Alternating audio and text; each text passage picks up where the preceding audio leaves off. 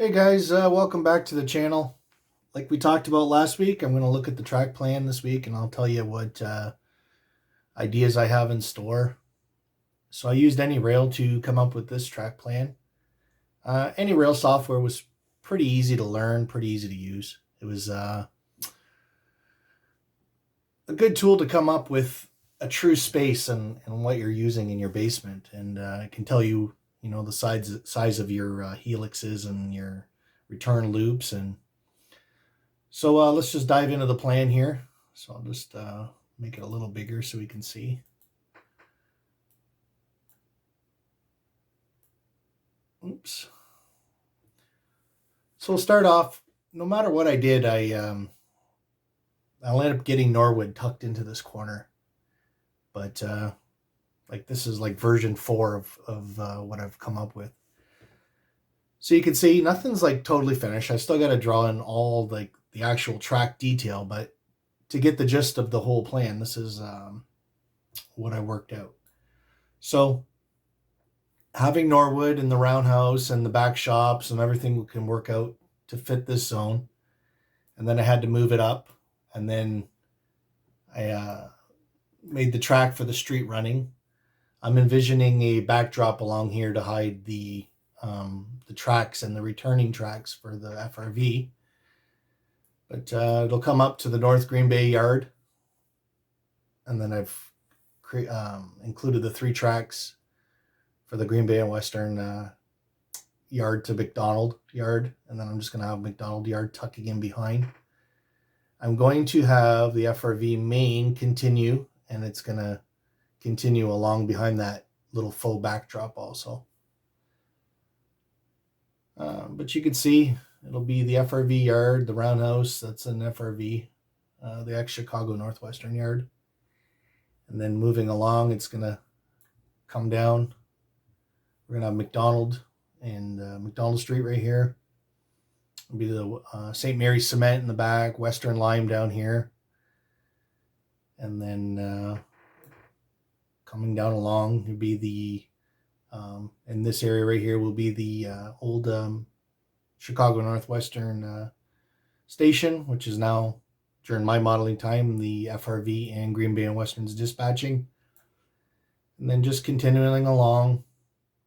And then this area is going to slowly drop down. And this is all on a low grade going under. And then what I'm thinking on doing under this part, as we're dropping down, we're going to be heading under the bench work here into staging. But I'm thinking on making like a junction for Tavel here. So you can have an operator sitting on a chair in this spot and can do the WC connection that was under that was at Tavel. And what I can do is I can run that under because all over here will be the Fox River crossing in the Cheese House district and a couple of the industries that were on the east side of Green Bay. But yeah, make a little operator area, sit here, have a small little yard under this section that'll represent the Oakland Avenue yard for the old ex-Milwaukee Road, which is now Wisconsin Central Time.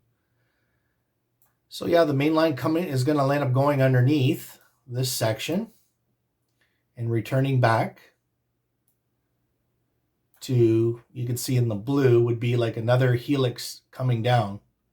So it would be actually just a full loop to connect the staging back to the main level. So that way I can just have run through Chicago Northwestern trains and the coal trains and any Fox River Valley trains on that section. And then when we scroll down here, we'll have the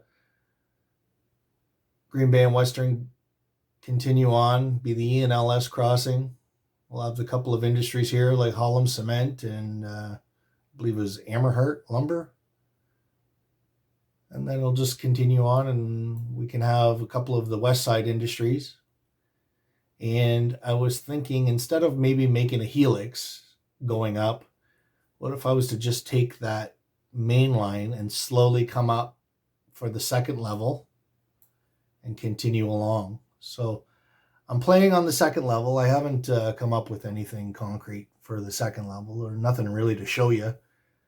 But yeah, I was thinking that instead of just making a helix and then right away we're on to the second level and a train disappearing in that helix for all that time, if I had the track slowly go up and start climbing along the other side and continue along, that could represent the Oneida Hill as the Green Bay Western trains left Green Bay.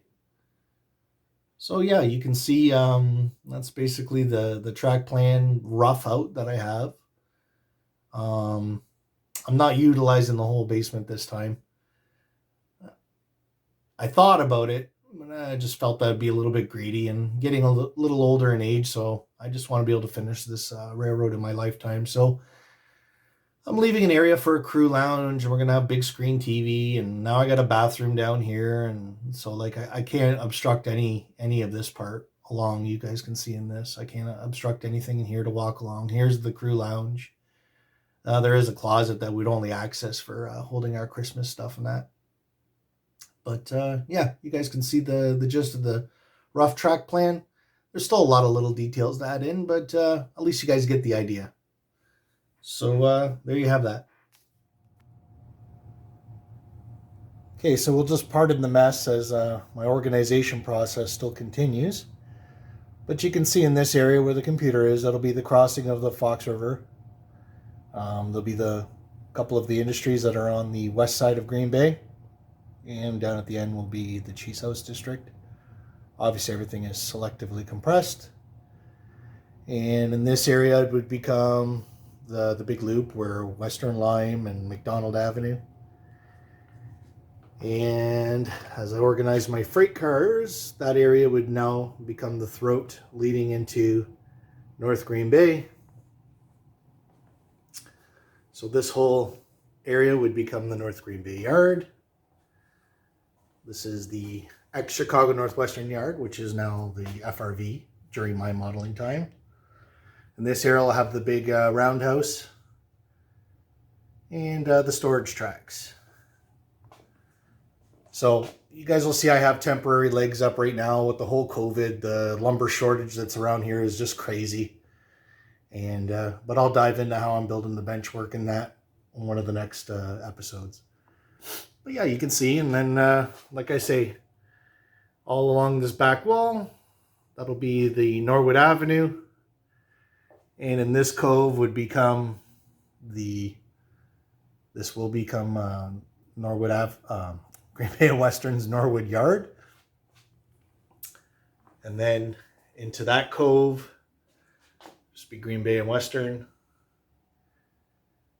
Pan back to here. And around that pole, and like I say, coming back, I believe that'll be the, instead of a helix, I'll make a grade. Or maybe one turn of the helix. I'll have to play with that once we get into that zone. Yeah, but I have some pretty big plans for this one with the staging underneath. I want to make this like a rail fans layout. You'll never know what's going to be coming out of the staging. I got a lot of foreign power. Yeah, so it should be pretty fun. So there you have that. Oh, so there you have it. Now you guys kind of know what I'm working with for the track plan. Next week we can dive into the benchwork construction and how we're accomplishing that. And yeah, I just hope we didn't bore you enough with just the basics, but we'll be getting into the construction. And as you guys can see, I got a lot of stuff to finish in the room. I got trim to still put up. I just put this floor in. So there's a lot of mess to deal with, a lot of construction. I'm trying to get that one area over there all sorted out and finished up so I can put plastic down so there's no more dust inside there. And construction progresses. So I'm sure a lot of you know what it's like to try to work in a living layout space as you're building your model railroads, right? So stay tuned for next week and make sure you like and subscribe and so that you don't miss any of the content. So have a good weekend and we'll see you guys next week.